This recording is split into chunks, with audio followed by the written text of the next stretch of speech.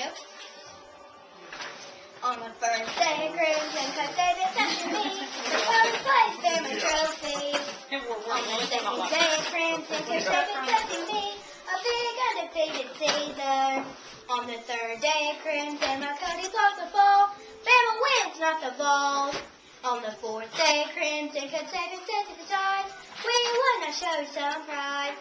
On the fifth day, Crimson Coach David said to me, 5 T-Bones cried. On the sixth day, Crimson Coach David said to me, don't doubt Alabama's ability. On the seventh day, Crimson Coach David watched the game. LSU was so lame. On the eighth day, Crimson Coach David got mad.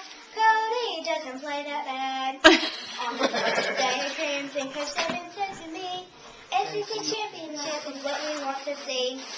On the 10th day, Crimson Coach David said to me, stop playing really crazy.